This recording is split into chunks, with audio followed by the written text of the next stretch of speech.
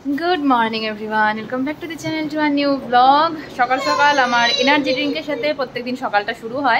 आजकेও ताई यथारीति energy drink शेष करलाम। तारपरे चोखेर सामने देखलाम एक लोभनीय डिश हेल्दी अनेक किछु देखते पाচ্ছি। আমি একবার দেখাই তারপরে বলছি এই জিনিসটা কি, ওটা মাই বলবে কারণ মা বানিয়েছে।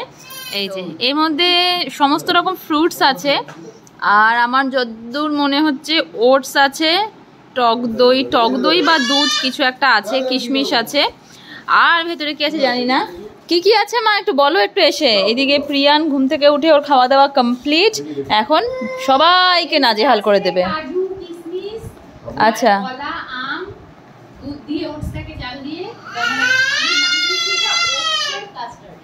মা নাম দিয়েছে এটা ওটসের কাস্টার্ড। হ্যাঁ, তো ফ্রিজে রেখেছিল পুরো ঠান্ডা একদম। এখন এটাকে কেটে কেটে আমরা খাবো, খেয়ে তারপরে জানাই কেমন হয়েছে। পকলে এখানে হাত না, হ্যাঁ একটু আমি খেয়ে দেখবে মাম্মা। এখন দিদিয়া ওটসের কাস্টার্ড বানিয়েছে, ওটসের কাস্টার্ড। এমনিতে তো যে সারা বছরই খাওয়া যাবে, বাট আমটা শুধু এই সিজনের জন্য স্পেশাল। আমটা সবসময় পাওয়া যাবে না। নিয়ে নিয়েছি আমি প্লেটে, এখন আমি খাবো। একটু টেস্ট করে দেখলাম, বেশ সুন্দর। ওটস আমার আগাগোড়ায় খুব একটা যে পছন্দের খাবার তা না, কারণ ওটসটা টক দই দিয়ে খাই যেহেতু হেলদি তার জন্য, বাট এই যে কাস্টার্ড হিসেবে খেয়ে বেশ সুন্দর লাগছে। আর ওটসের একটা খিচুড়ি যেটা, সেটাও ভালো লাগে। ওটস আর ডালিয়া দিয়ে মিক্স করে খিচুড়ি, কিন্তু শুধু ওটসের রেসিপি আমার কখনোই ভালো লাগে না।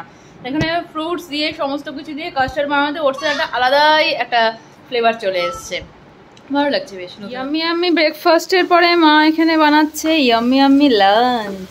কি হবে মা? মাছের ঝোল। আমি নিয়ে আসলাম, বাইরে বৃষ্টি নামে প্রিয়ানের জামা কাপড়গুলো সব শুকিয়েও গেছে, তো এখন এগুলো গুছিয়ে রাখবো আগে। ফুমকিদের বাড়িতে সকাল থেকে কাজ হচ্ছে, সকাল থেকে।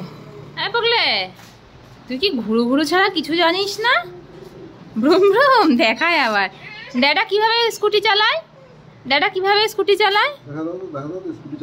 কিভাবে চালায় গাড়ি দেখাও। ভ্রুম ভ্রুম কি করে করে? একদম ম্যাচিং ম্যাচিং হয়ে গেছে ড্যাডা আর নাতি। টাটা। কোথায় যাচ্ছ? ভ্রুম ভ্রুম যাও। হাতুড়ি দিয়ে বাড়ি মেরে এই যে বেসনের কৌটো খোলা হলো। আমি আর হাতুড়িগুলো দেখালাম না, কারণ ওগুলো কমিউনিটি গাইডলাইনের বাইরে পড়ে যায়। তো এখানে হবে এখন মাছ হয়ে গেছে, প্রিয়ানের জন্য ডিম সেদ্ধ। এই যে মাছের ঝোল, প্রিয়ানের ডিম সেদ্ধ, আর বেসনটা খোলা হলো। মা বানাবে এখানটাতে একটু পকোড়া। আর একটা জিনিস দেখাই, এই যে আমাদের বাড়ির গাছের ছোট্ট আনারস, ছোট্ট ছোট্ট লেবু, লেবু না মৌসুমি এগুলো? লেবু, অনেক বড় লেবু। ও ছোট ছোট নাম, ছোট ছোট আমি মৌসুমি ভাবছিলাম। আনারসটা ছোট, আর 1 2 3 4 চারটে বড় বড় লেবু। এই লেবুগুলো হচ্ছে গন্ধরাজ লেবু। এগুলো দিয়ে ডাল দিয়ে ভাত দিয়ে মেখে খেতে যা লাগবে না, ফাটাফাটি। বসে পড়েছি বাবা, আমি, মা 3 জন খেতে। এই সেই মুচমুচে বড়া। কিসের বড়া মা এটা? মিক্সড ভেজ না? ও ডিম আছে, ডিম, গাজর, পেঁয়াজ, লঙ্কা সমস্ত কিছু দিয়ে স্পেশাল ধনেপাতা। তো এখানে আমাদের বাড়িতে পাতা, দেশি ঘি, তার সঙ্গে একটা লঙ্কা, আর এই যে পকোড়া। এটা তো আমার ফেভারিট খাবার। আর এর সঙ্গে এক্সট্রা আছে মাছের ঝোল। ঘি খাও, ঘিতে ভালো, ঘিতে ক্যালসিয়াম আছে, খাও। ঘি খাওয়া কোনো ক্ষতিকর না। সাধারণ খাওয়ার পরে এই যে এখন অসাধারণ আইসক্রিম, আমাদের জলজিরা আইসক্রিম। আমরা খেয়ে উঠতে উঠতে প্রিয়ানও ঘুম থেকে উঠে গেছে। আর এখন প্রিয়ানকে এই জানলার সামনে দাঁড় করিয়ে দিয়েছি, যে যতক্ষণ পর্যন্ত না ওর খাওয়ার রেডি হচ্ছে ততক্ষণ পর্যন্ত ওকে শান্ত করার এই একটা উপায়। কারণ ঘুম থেকে উঠেই ও আমাকে না পেলে কান্নাকাটি শুরু করে দেয়। তো বেশ কিছুক্ষণ আমার কাছে রেখে এখন মায়ের সঙ্গে প্রিয়ান বসে গেছে খেলতে। মাকে বললাম ওকে একটু দেখো, আমি ততক্ষণে ওর জন্য খাবারটা রেডি করে নিয়ে আসি। আর এই জানলার পাশে ওকে নিয়ে বসে থাকলে ও ঘন্টার পর ঘন্টা সময় কাটিয়ে দেবে। এক তো শুনকি বাড়ি, আর এক তো শুনকি বাড়িতে প্রচুর মুরগি, গরু, হাঁস সব কিছু দেখতে দেখতে। তো এই যে এখানটাতে প্রিয়ানকে হাতে দিয়েছি আমার একটা লিপ বামের কৌটো, আর মা এখানটাতে ওকে খাওয়ানোর চেষ্টা করছে। বাবু আগে কার্টুন দেখতে দেখতে বেশ ভালো খাওয়া দাওয়া করে নিত, বাট এখন কার্টুনটা হয়ে গেছে পুরনো। একদিকে ভালো, কার্টুন দেখার অভ্যেসটা আমি চেষ্টা করছিলাম কিভাবে বাদ দেওয়া যায়, তো আমার আর চেষ্টা করতেই হয়নি, ও নিজে থেকেই কার্টুনটা বাদ দিয়ে দিয়েছে। বাট এখন দেখলাম যে ও খাওয়া নিয়ে ভীষণ বায়না করে, 1-2 গ্রাস নেওয়ার পর থেকে আর নিতে চায় না। তাই আজ থেকে ওকে নিজে হাতে খেতে দেওয়া স্টার্ট করেছি। তো বেশ এনজয় করে কিন্তু নিজে হাতে খাওয়া ও খাচ্ছে। এই করলি বাবা, এত সুন্দর করে আমি গুছিয়ে রাখলাম তো জামা কাপড়গুলো, সব ছড়িয়ে ছিটিয়ে 2 হাত দিয়ে ছড়ালো। আর ওখানে কয়েকটা মানে ভাঁজ করা আছে, সেটাও উল্টে দিয়ে আসলো, এরপরে ওগুলো ছড়াবে। কি করবি ওগুলো? কি দুষ্টুমি করিস না পাপা, আর ভালো লাগে না রে, বিশ্বাস কর ভালো লাগছে না। এই খাটের নিচে পড়লে কিন্তু তোলা যাবে না, কিন্তু বলে দিচ্ছি। এদিকে আনো, এদিকে নিয়ে এসো। একটা দিয়ে কি করব, সবগুলো ভাঁজ কর, যা গুছিয়ে রাখ যা। 10 পুরো বিকেলটা মার সাথে উপরে গিয়ে নাচের ক্লাস দেখলো। হ্যাঁ, এক কোনায় মার কোলের মধ্যে চেপে বসে থাকলো। আর এই যে আমরা এখনই জাস্ট নিচে আসলাম আমাদের এই যে এনার্জি ড্রিঙ্ক নিয়ে, আর ও কি করলো, এসে জলটা একদম পুরো টেবিলের মধ্যে ফেলে দিল। মানে দুষ্টুমির শেষ নেই ওর, দুষ্টুমির মানে সামলাতে আমরা জাস্ট 7টা থেকে একটা ট্রেনিং আছে, এটাকে ঘুম পাড়ানোর কত চেষ্টা করলাম। এই যে 7টা বাজতে 5 হয়ে গেল, এখনো পর্যন্ত ঘুমোলো না। বগলে দিদিয়াকে জ্বালাবি আজকে? দিদিয়াকে জ্বালাবে? ঠিক আছে। বাবা এখন হার সময় নিয়ে আসলো মোমো, তো একটা মোমো খেয়ে তারপরে বসবো ট্রেনিং। 7টা থেকে 8:30, 1.5 ঘন্টা ট্রেনিংটা বাবা মা দুজনে মিলে পোকোকে সামলিয়েছে। বাট তারপরে ওর ধৈর্যের বাঁধ ভেঙে গেছে, এখন আরও কিছুতেই আমাকে ছাড়া থাকবে না। চলে এসেছে আমার কাছে, আমার ডায়েরি থেকে এক একটা করে পেজ এদিক ওদিক করা থেকে শুরু করে পেন কেড়ে নেওয়া, এসবই চলছিল। তাই বাকি আধা ঘন্টার ট্রেনিংটা ওকে নিয়েই করতে হয়েছিল। নেহাত ওয়ার্ক ফ্রম হোম, তাই জন্যই সবটা সামলে করতে পারছি, নইলে এগুলো ছিল কল্পনাতীত। যাই হোক, রান্নাঘরে এসে দেখলাম মা তখন রুটি 2টো অলরেডি বানিয়ে ফেলেছে প্রিয়ানের জন্য।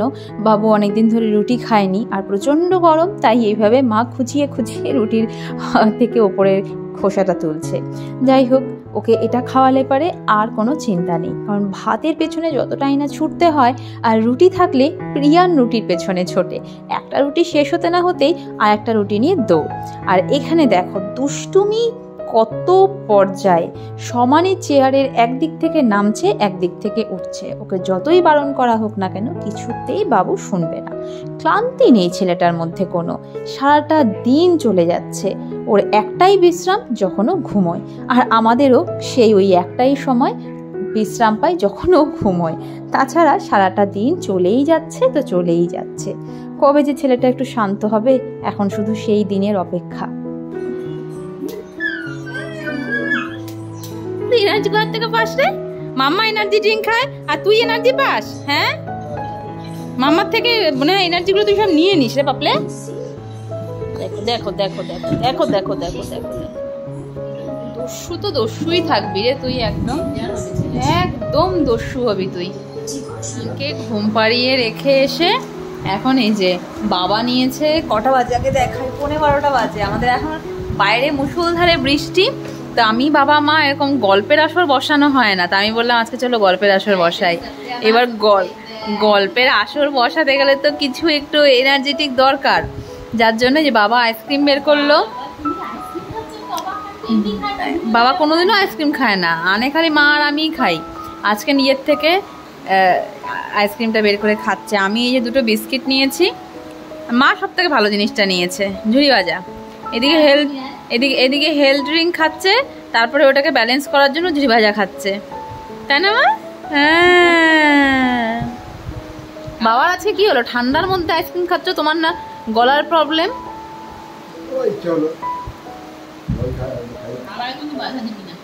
না না, খাওয়া বাধা না, আমি তো বলি খেতে, কিন্তু বাবা খায় না, খালি আমাদের জন্য আনে। ও তোমাকে না, তোমাকে বাধা দিয়েও লাভ নেই, তুমি বাধা দিলে তুমি শোনো তো না। সে থাকো, মানে বললাম তো, তুমি দিল্লিতে গিয়ে যা খাওয়া দাওয়া করেছো, নেহাত আমার নিউট্রিশন সহায় ছিল, না হলে এতদিনে তোমার 100 কিলো ওয়েট পার হয়ে যেত। যাই হোক, এখানে চলতেই থাকবে আমাদের আড্ডা অনেকক্ষণ পর্যন্ত। আমি এখনকার মতন ব্লগটা এখানটাতে এন্ড করছি। দেখা হচ্ছে নেক্সট ব্লগে। Till then tata.